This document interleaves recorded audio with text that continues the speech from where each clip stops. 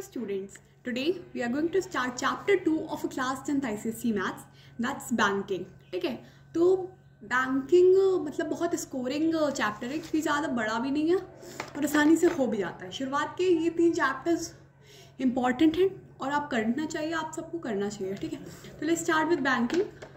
Banking is a process to save your valuables such as money by depositing them in a different bank accounts. Need, it saves money, investing money in different account, give bank interest. ठीक है, तो जो मतलब banking होता है, banking ये process है कि हम लोग जैसे जो पैसे कमाते हैं उसमें से अगर हम लोग को सेविंग करनी है तो हम लोग bank accounts, different types of bank account में पैसे डाल के उनको सेव कर सकते हैं. Even we can get interest in them, है ना. सेविंग में हम लोगों को कुछ इंटरेस्ट मिलता है, हर महीने हम लोग कुछ डिपॉजिट करेंगे और हर महीने हम लोगों को उतना इंटरेस्ट मिलेगा एक सेम रेट पर. तो different types of bank accounts होते हैं, है ना, बहुत सारे. बट हमने सिलेबस में रिकरिंग क्यूमुलेटिव डिपॉजिट अकाउंट है. ठीक है, रिकरिंग क्यूमुलेटिव डिपॉजिट अकाउंट. ठीक है, तो इसमें हम लोग को कुछ इंपॉर्टेंट टर्म है जैसे इंटरेस्ट. इंटरेस्ट है रिटर्न ऑन अ मनी, जो हम लोग महीने महीने में इन्वेस्ट करेंगे उसमें जो रिटर्न आएगा उसको हम लोग इंटरेस्ट कहते हैं. फिर है मैच्योरिटी पीरियड. मैच्योरिटी पीरियड वो है कि जब हम लोग मान लो जैसे हम लोगों ने किसी अमाउंट को सेव किया, हर महीने हम लोग उसे सेव करेंगे क्योंकि आरडी रिकरिंग डिपॉजिट अकाउंट में एक्चुअली होता ये है कि हम लोग हर महीने डिपॉजिट करते हैं, हर महीने उस डिपॉजिट पे हम लोगों को इंटरेस्ट मिलता है. जैसे 250 रुपीज़ मैंने डिपॉजिट करे पहले महीने पे, ठीक है, तो उस पर मुझे इंटरेस्ट मिलेगा. फिर 250 अलग महीने में डिपॉजिट करे दूसरे महीने में तो उस पर मुझे इंटरेस्ट मिलेगा, और जो 250 मैंने पहले डिपॉजिट करे थे उसका भी मुझे इंटरेस्ट मिलेगा. और सेम 250 जो हमने थर्ड महीने में डिपॉजिट करे उस पर इंटरेस्ट मिलेगा, और 250 सेकंड महीने में डिपॉजिट करे उस पर भी इंटरेस्ट मिलेगा उसी थर्ड महीने में, और 250 जो फर्स्ट महीने में हम लोग डिपॉजिट करें उस पर भी इंटरेस्ट मिलेगा फर्स्ट महीने में, थर्ड महीने का. ठीक है, फिर है maturity value.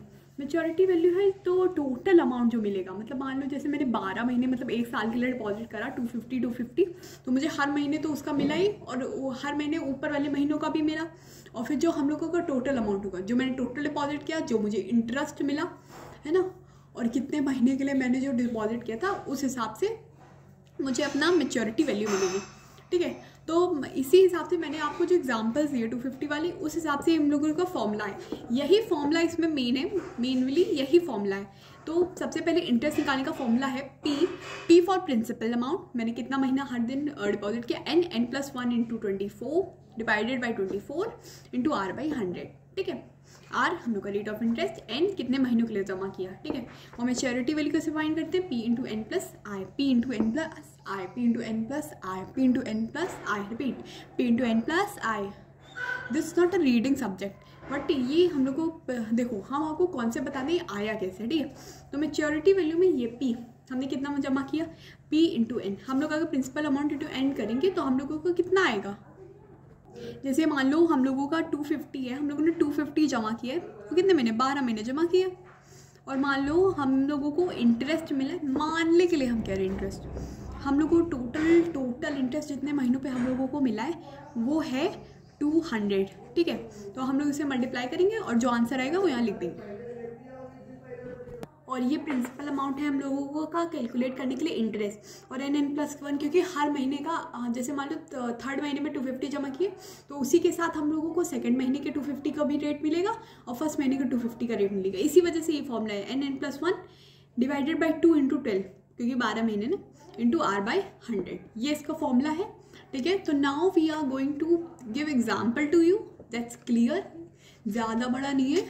Do the questions, give me मतलब जो क्वेश्चंस आपने किए, अगर आपको कोई भी दिक्कत है तो प्लीज़ कमेंट में मुझसे पूछिए.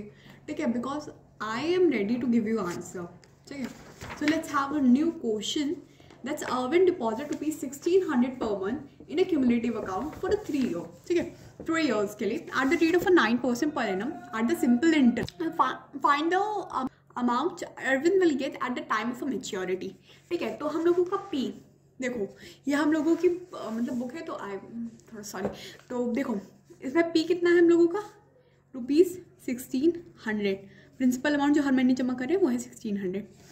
एन कितना है, 3 साल के लिए, 3 साल मतलब 36 मंथ्स.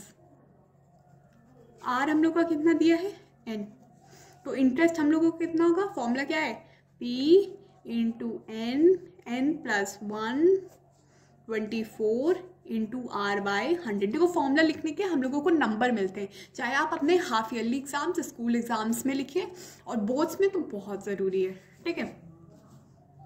तो क्वेश्चन लिखिए 1600 इंटू, देखो कितना n कितना हुआ 36, n plus 1 37 divided by 24 into 9 by 100। Solve करेंगे कितना आएगा ₹7992। इतना हम लोग का इंटरेस्ट हुआ। मैच्योरिटी वैल्यू कितनी होगी टोटल, p कितना प्रिंसिपल जमा किया था 1600 into 36 plus 7992, that's 1636 57600 plus 7992, and adding both of them will give 65592. So the amount Arvind will get at the time of a maturity is ₹65592. This is the answer. Represent it. So here we end our banking chapter in 6 minutes and 16 seconds. Okay. So now I'm going to give you some question, 2 to 3 questions. Do it and give me answer in comment. I will give you a shout out at 10 out of 10. Okay. So let me give you questions. Do these 4 questions. Stop here and do all them and give the answers in comment. I will give a shout out 10 out of 10. Thank you. Please like and subscribe.